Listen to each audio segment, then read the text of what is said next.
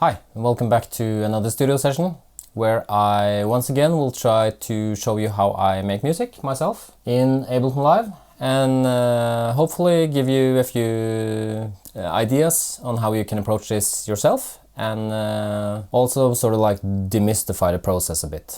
So yeah, let's dive in here. I know I often talk about how I like to work quickly when I make music and just do a session on one track and then leave it alone for a while and come back to it later. And this particular track here is a pretty good example of that. It's something I recently discovered, which I made over a year ago, actually. And I have this system for keeping track of my music, which I can show you in detail at a later time. But to be a bit brief about it today, I mean, I have these columns here where I have tracks in various stages of completion.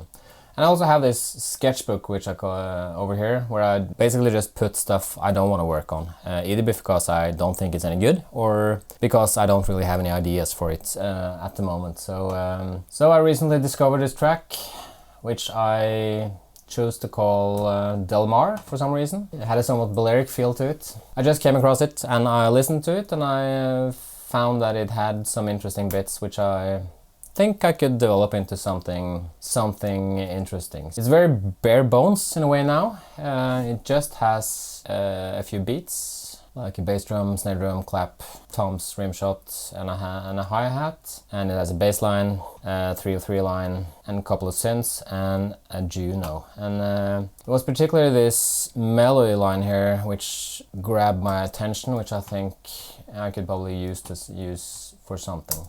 Sounds like this. It's a bit boring listening to it on its own, so let's listen to it in the context of the track.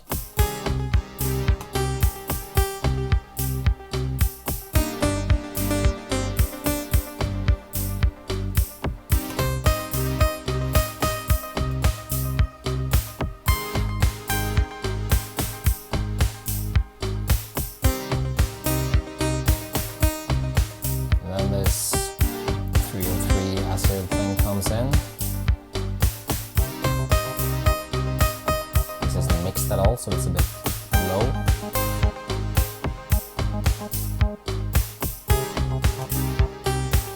It also has a second melody or an arpeggio over here. That's a Schweiman S1.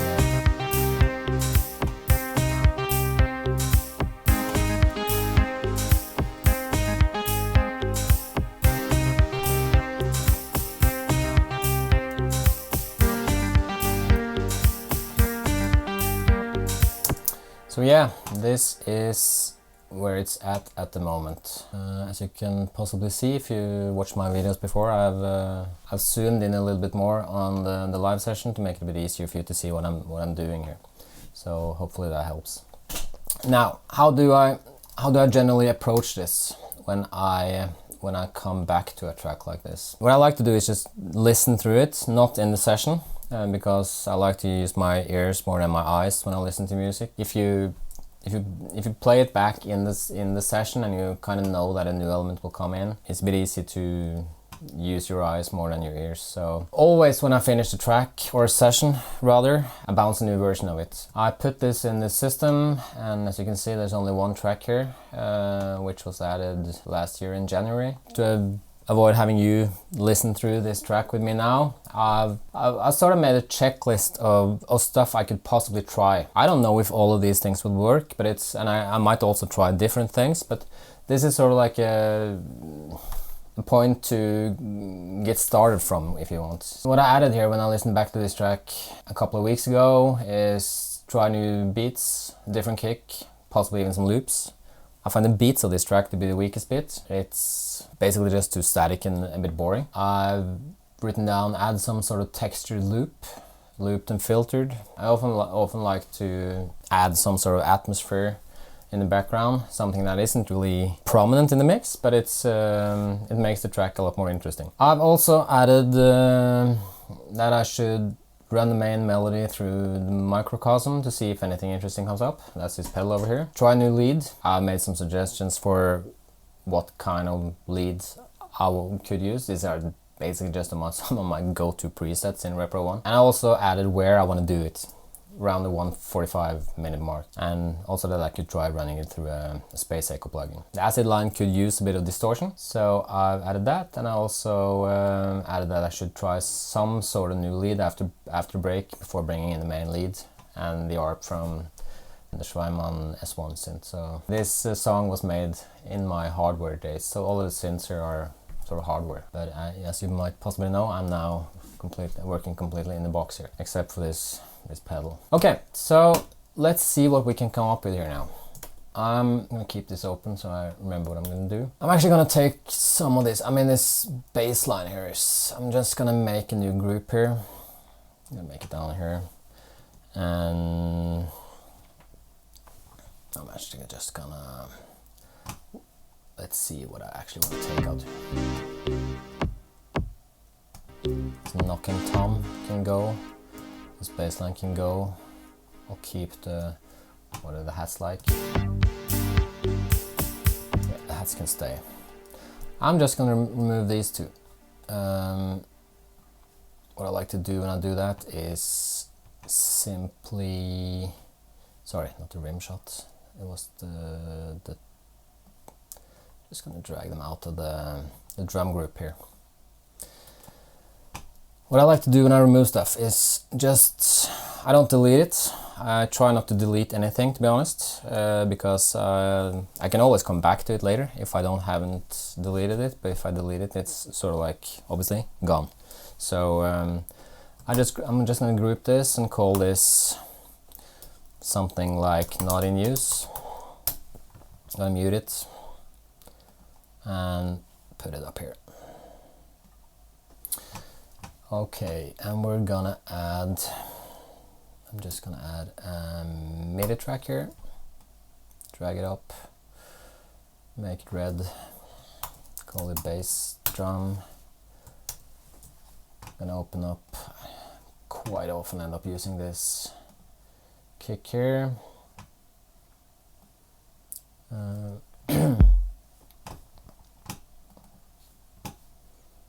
Drag it down here. I'm not too concerned about exactly what I'm doing at this point. I'm just trying stuff out. So I'm just gonna, just gonna continue my usual intention of, I'm gonna get rid of this information view here. I'm just gonna make this a 4 to the floor thing. How long is this? Yeah, don't need to be that long. Shrink the loop a bit.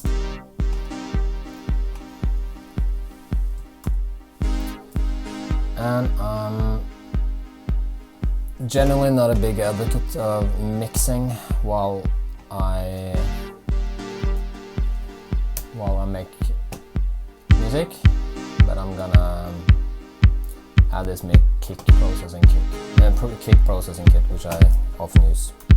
Oops, here we go.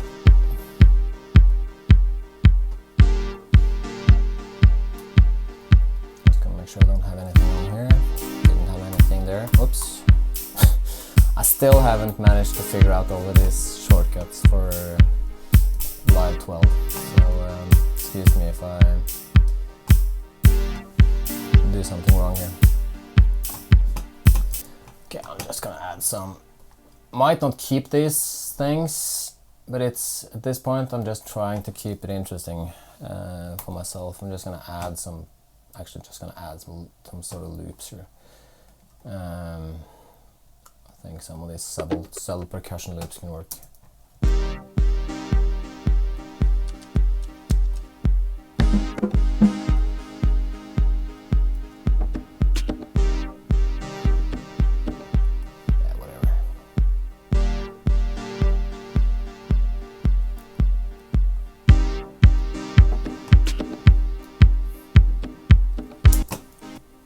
That I have this, make this create fades on clip edges on. I'm just gonna move that. It's just annoying when you work with. I only use it when I record records, to be honest, so it's something I often forget to turn off. Perk 1.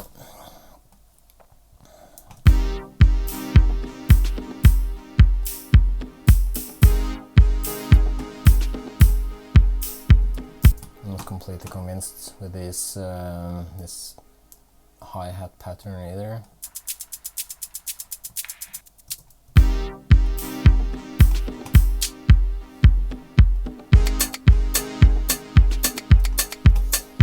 Let's remove this and try something a little bit more.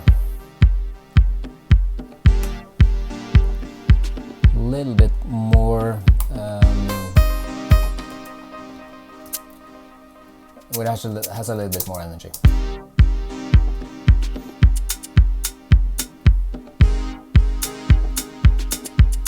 Just gonna drag it out.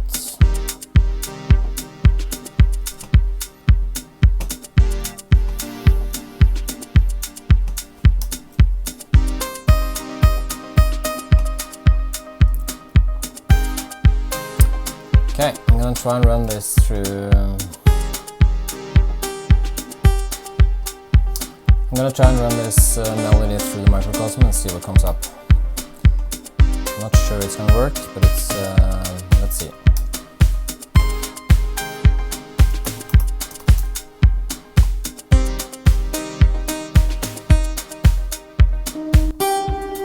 Whoa, sorry, that is extremely loud.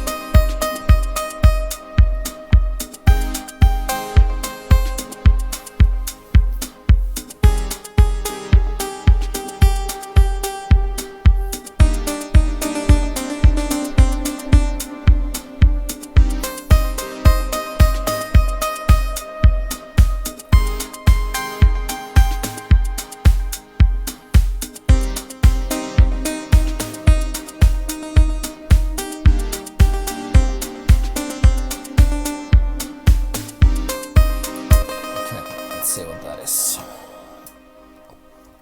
I'll call that Microcosm harp.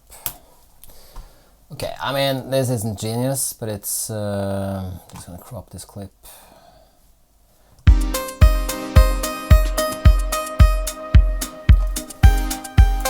can see what happens if we actually run that one through something else as well. I mean, I'm so much about the trial and error when I'm in the studio, just testing out stuff. So I'm just gonna run this through delay again. Oops, wrong plugin.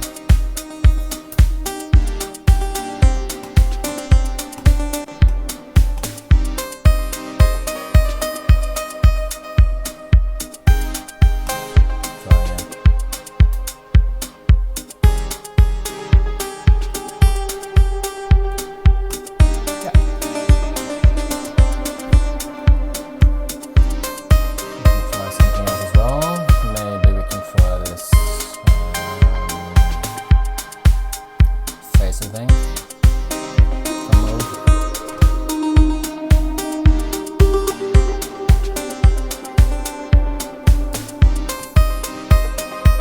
How does that sound?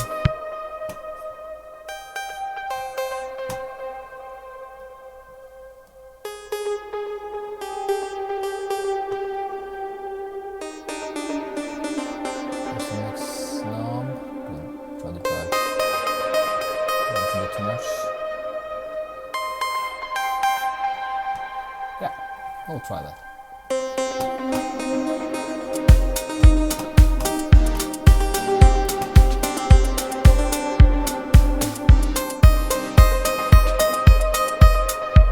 Just gonna copy that one over there.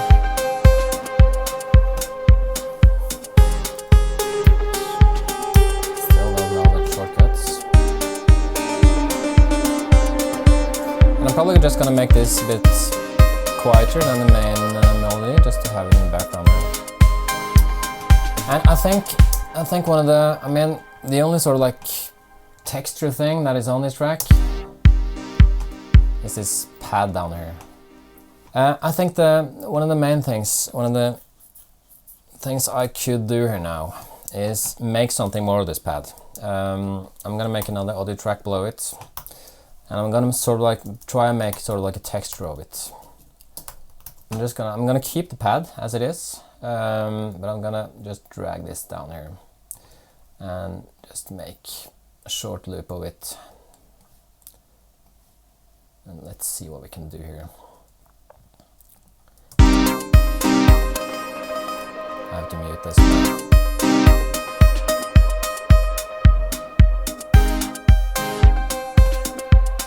Just gonna add some sort of delay to it. Just using the stock Ableton plugin here. And drench it in reverb.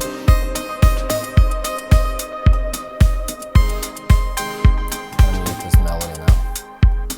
So you can hear a little bit better what's going on here.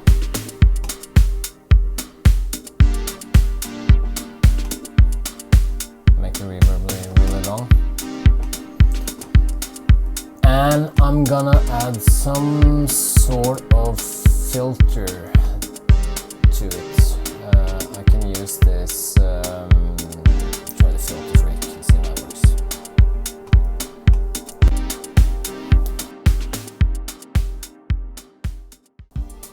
Choose some sort of rhythmic. Yeah, this is what I'm talking about.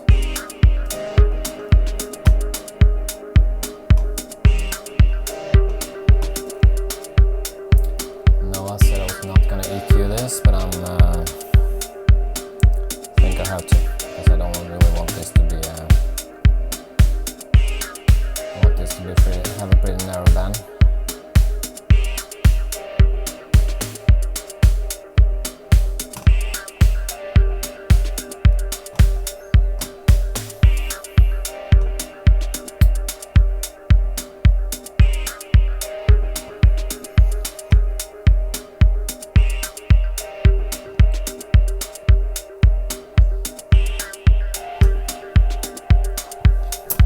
What I often like to do is try to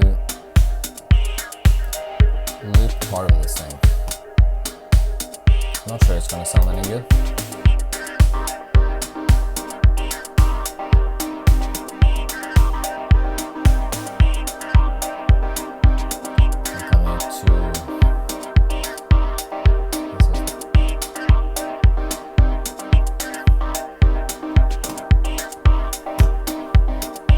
This is a texture.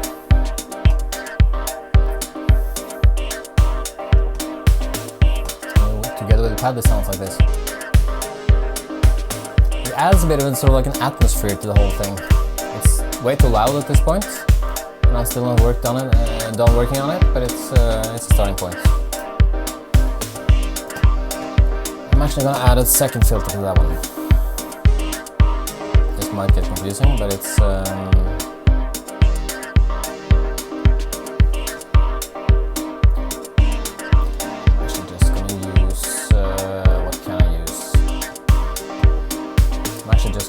this auto filter I have here already. Just activate it. It's whenever I make an audio track or a MIDI track, there's always an auto filter on it. Not activated, but it's just to make it easy for myself to make these kind of changes. Just hit A.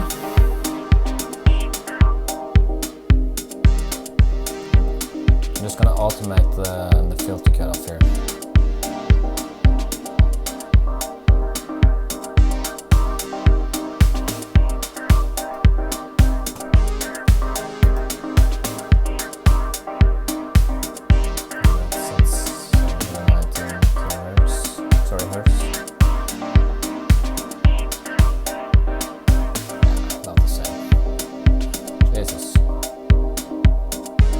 Shift and you can do finer adjustments. I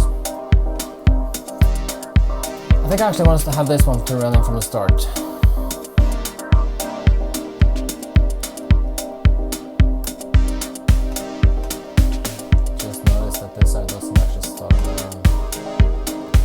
place that makes sense, where we can move stuff around a bit.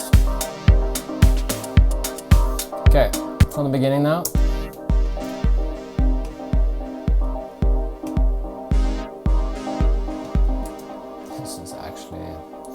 This is the challenge of working with hardware. This actually doesn't quite line up. Yes, it does, but it's for some reason it's been dragged over a bit. Okay, just gonna do it like this and see if that works. I'm probably gonna struggle with a couple of the other old recordings as well.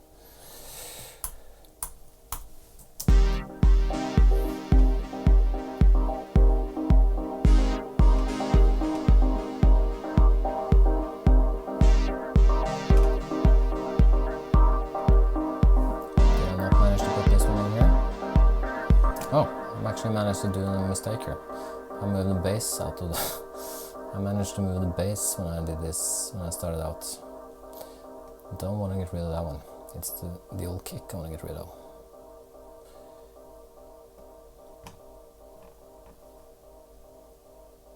Oh, there we are. Didn't even hear that. Okay, let's just see how these things line up as well. Yeah, it's okay. We can see how it works. Just gonna make sure the bass line lines up approximately, and also the 303, and also the... yeah, I think it works. What I was doing now was, I mean, when you record hardware, it's often a bit of latency, and this is a track I haven't worked on, so all the tracks was a bit delayed compared to the new stuff I'm adding now. So it wasn't on the grid. And I mean, everything doesn't have to be on the grid, but it's when something is on the grid and something is off, or you add new elements and the old elements are off the grid, it will often sound a bit funny. So that was basically just what I was checking now. Okay, we have some sort of texture here now. And the important thing now is I'm trying not to judge so much when I do this. I just try stuff out, and as always I'm just gonna bounce this when I'm done with it and come back to it at a later point and see if it makes sense to me then. So I'm still approaching this as I would if I was making a new track, which is just try stuff out and leave it alone for a bit. Okay, we have a texture here now. Don't think I'm gonna add any more stuff like that at the moment. I think I'm just gonna roll with this and see what we can do. I'm just gonna check if this makes sense to have this. Yeah, our ARP can start there, that's okay.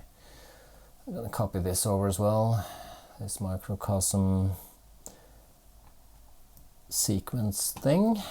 And what did I write down in my notes here? Yeah, texture looped and filtered, run the main melody through the microcosm. I'm gonna try a new lead now, around the 145 mark. Actually, I'm gonna do the distortion to the acid line first, because it's that's a very easy thing to do. We'll try the decapitator, which I honestly don't use that often, so this will be a bit of trial and error. Just gonna solo this in the beat.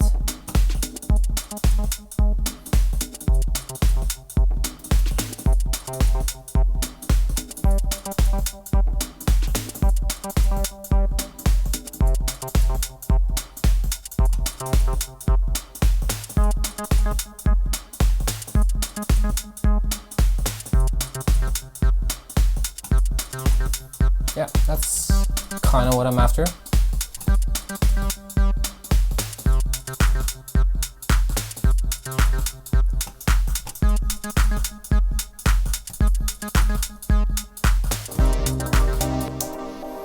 I was actually going to mute this and put on my headphones so we don't have to hear this back through my mic as well, but that's I completely forgot, so as I can't be arsed doing the whole thing over, I'm just going to do it now.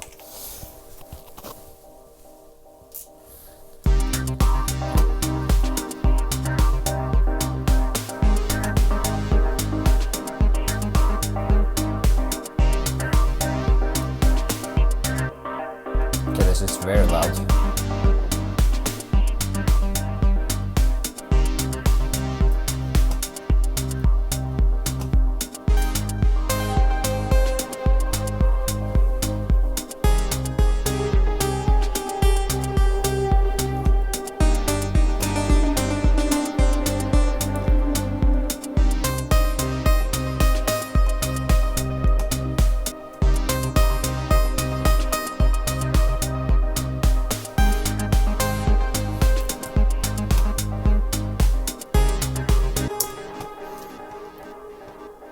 To be honest, I'm not completely sure about this. I would actually like something like a rat plugin or a rat pedal or something to just drive it into, which is really, really angry. I might try a different preset on this.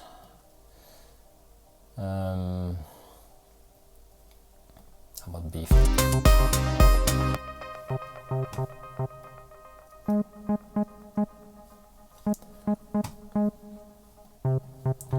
Can drive it more.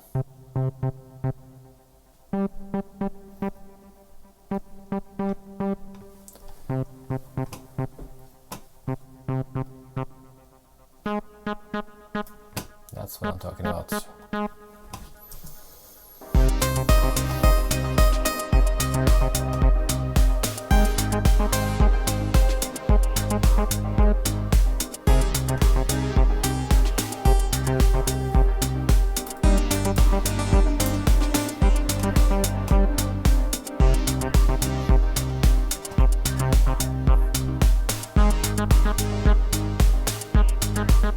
Add some more reverb to this. Okay, I've been dicking around this for too long now, so I'm just gonna see what I can come up with here now. I said try some sort of new lead here. After this ARP lead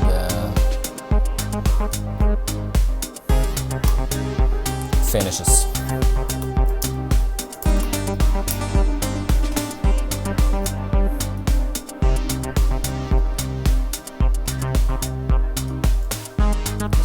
This and see what we can come up with. Add a lead in here, which I'm just gonna call lead repro. I think I'm actually gonna wait until this sort of like mini break here is over.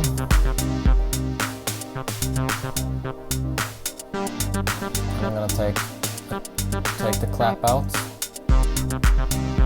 Or sorry, rather the snare.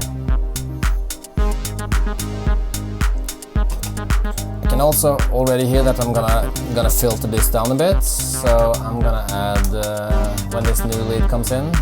So I'm gonna loop this section here, and I'm gonna add a auto filter to this as well.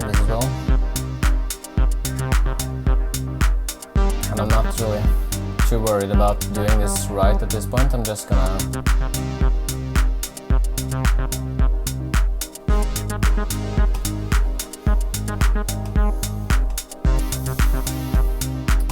I think it makes sense to have this lead come in here.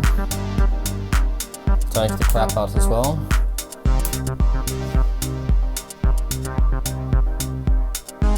Maybe even take the chords out for a bit.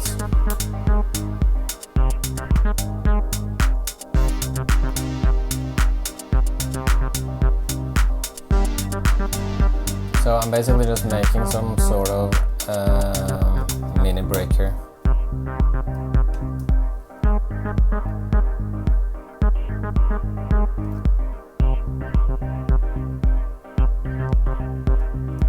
I can take the 303 out as well. What I often find when I'm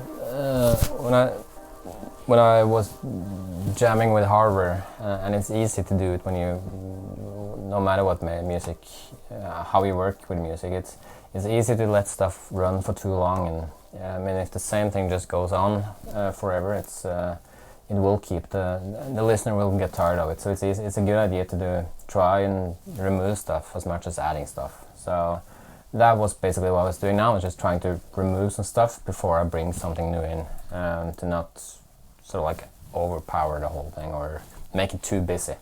What I was doing the most of when I started up making music was making everything way too busy all the time. I had all the elements playing at the same time, and it gets quite kind of messy. And if you listen to some of your favorite songs, at least in the electronic sphere, it's quite often that it isn't that many things that are playing at the same time. It's quite often just one melody and, I mean, some sort of beats, one of the melodies and a bass line and possibly some pad or chords. So, and when something else is brought in, usually one of the other elements go out, because if not, it gets a bit too messy. And as I said, also to keep the listener interested, it's a good idea to let stuff rest a bit here and there. Okay, so I'm taking the 303 line out here after this break.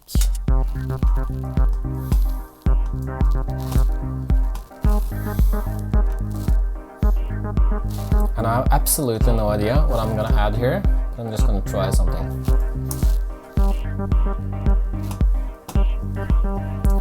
That was quite...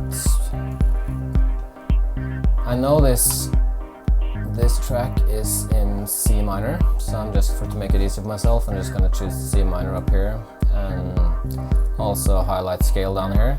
And this way, the piano roll will only show the notes that are in the C minor scale. And I'm gonna add one of the instruments, not one of them, I'm gonna add the instrument I mentioned, Ripper 1 from Yuhi. I'm just gonna make this. Oops, I forgot to loop this now. Just gonna loop this. Just gonna see if this one works. And it's not working because I haven't record enabled that one. Yeah. It's a bit loud, but we'll try -10 and see how it works.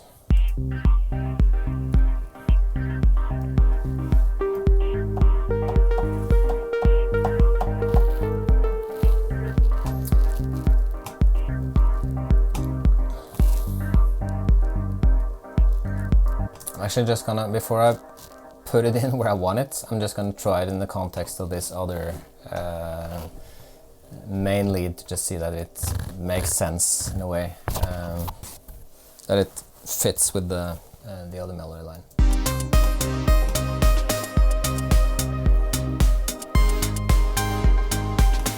And then I'm just gonna move it over later. Just gonna draw something in here now. And this is just trial and error.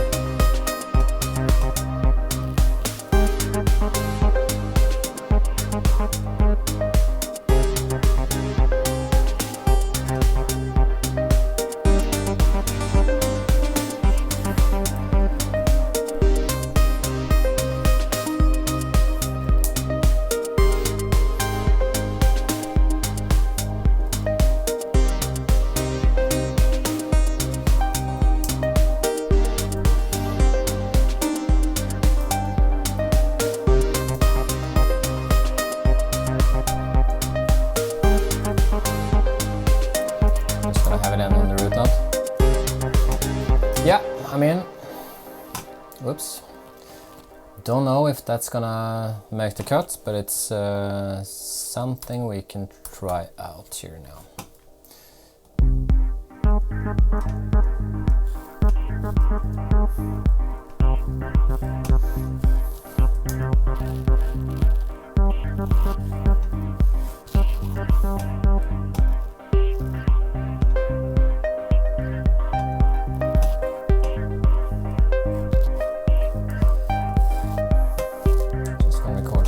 There.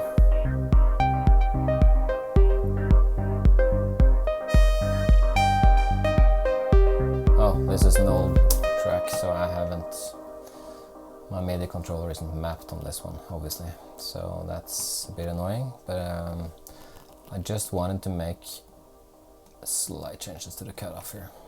Can do that by mouse. Don't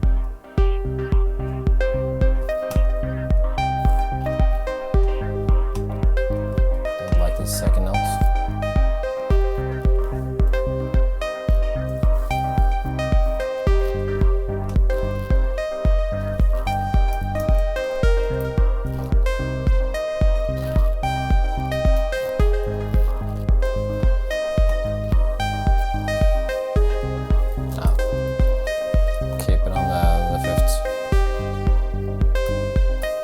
Jesus, I can never remember this thing.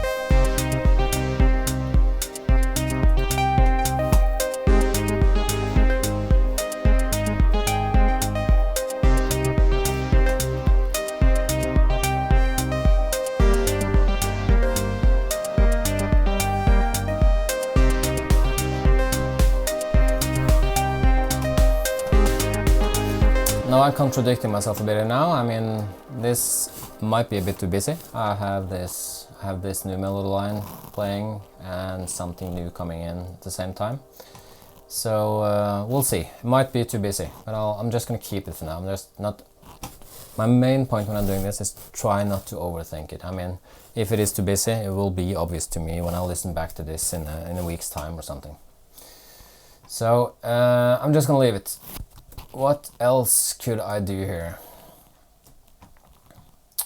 I'll try this distortion, try some sort of new lead after break before bringing in the main lead and arp from the S1. That is basically this one. So I didn't end up adding anything new over here. I'm just gonna make this,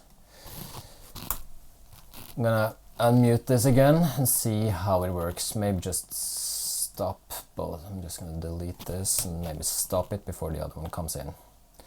And we can listen through the thing from about here, I guess. I'm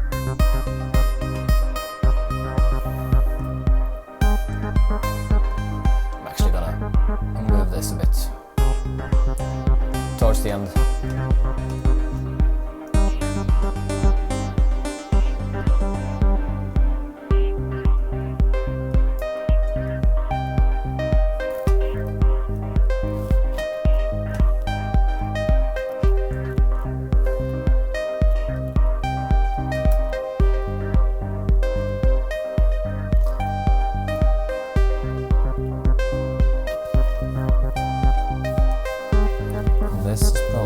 Filtered down quite a bit now.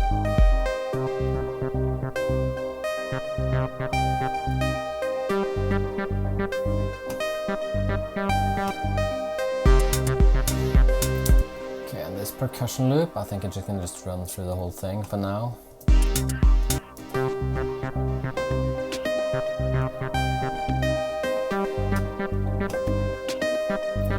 I'm just gonna let this play once actually. Just bring it back here instead. And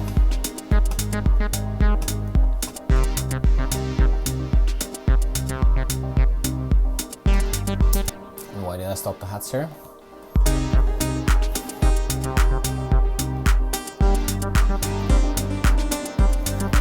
Actually, I think I want to let the hats run.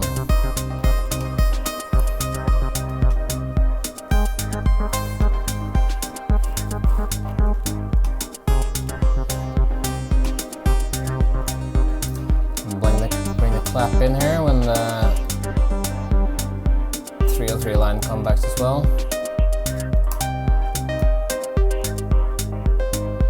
Maybe even the snare. Maybe wait a bit with the snare.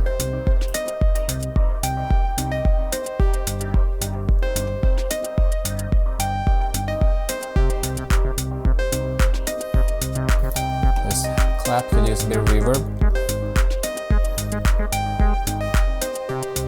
Quite a bit of reverb. Oops. Keep clicking wrong on the buttons on my mouse here.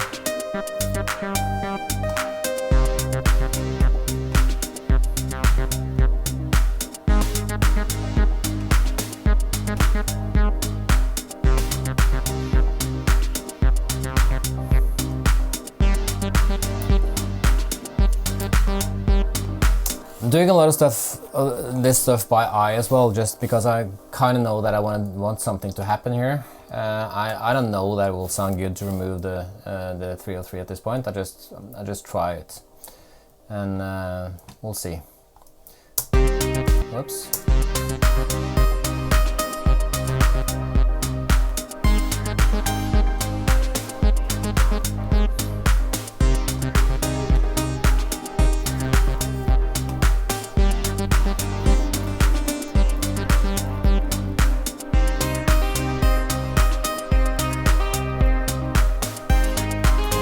Cut this and let the ARP run over there, and then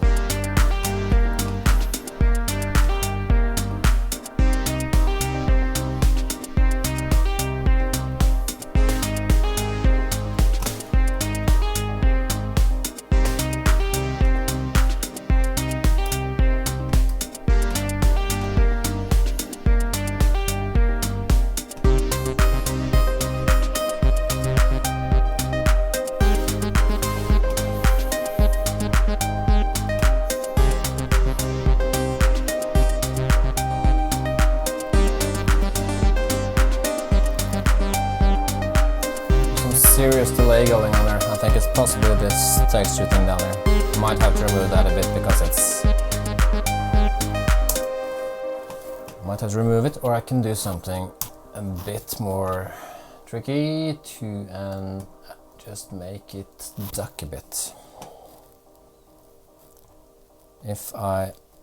Trackspacer is a very easy sidechaining thing, but I think it gives quite decent results because it's a bit easier to dial in not so extreme results with it, and you can also decide what frequencies the ducking effect is gonna affect. So I use it quite a lot. You can make, as I said, you can make pretty extreme, make it do extreme things, but I like to use it a bit more subtle. So if you now just listen to this and the bass drum, this would be extreme, but I just wanted to give a little bit of a ducking effect to not make this texture atmosphere thing be too overpowering.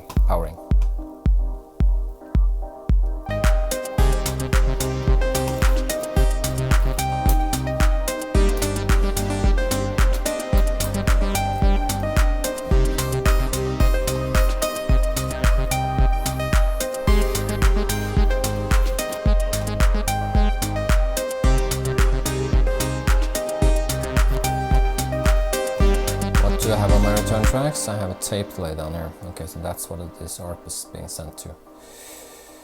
The tape delay is probably, yeah. That's actually not a tape delay at all, it's a digital delay, but it's I called it tape delay and probably changed it.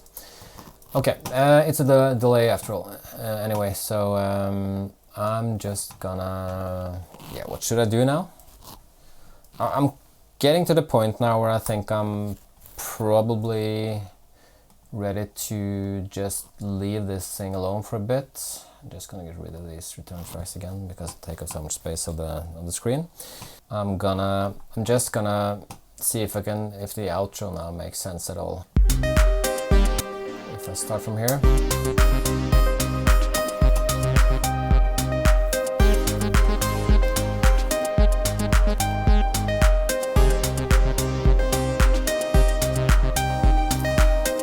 Changing the cutoff on the lead newly.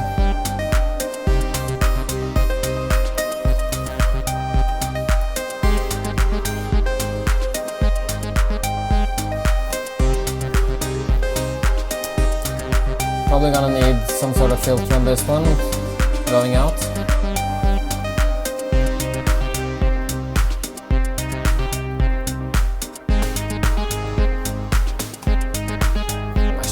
Run a bit longer.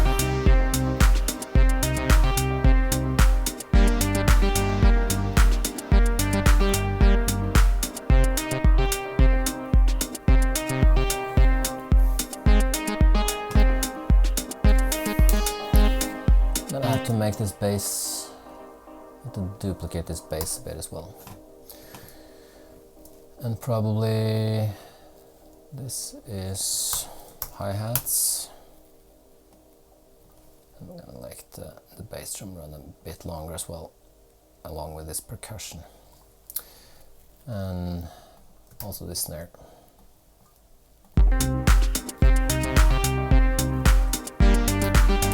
Jesus, I can never get this right. No. I'm gonna take that one out.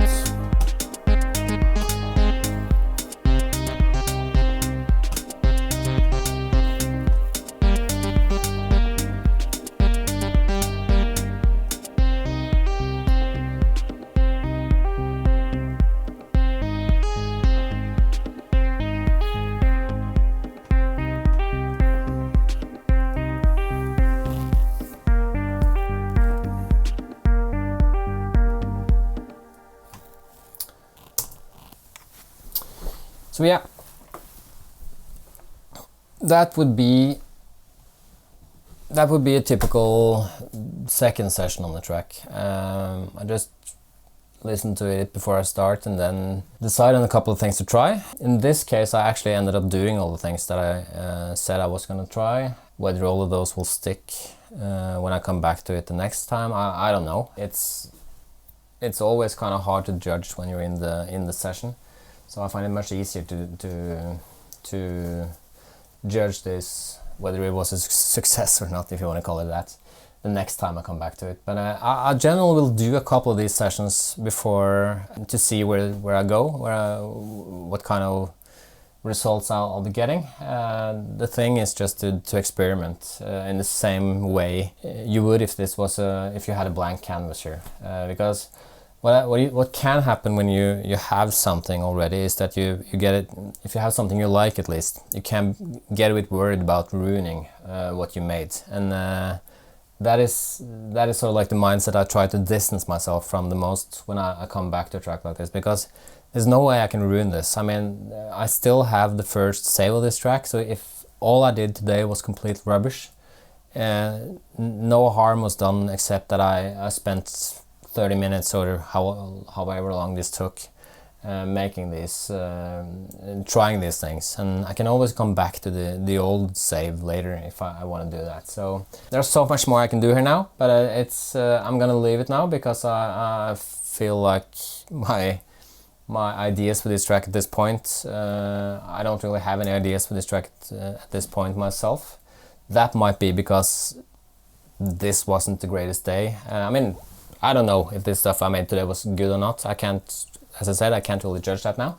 But either way, I like to stop before I run completely dry, because it's, and then, as I said, just dial in another session on this track to see if this will be something I want to release somewhere down the line. So, but I'm not at the point now where I take that decision. Now I just keep working on it and trying stuff and see if it eventually will get to a point where it will end up being a finished and possibly even released track. So yeah, that was it for today. Don't think I have any more inspiring words. This is probably going to be a quite long video. So I'll just say thanks for watching if you made it to the end. I congratulate you because this was a long one. But I'll see you in the next video. Okay, bye.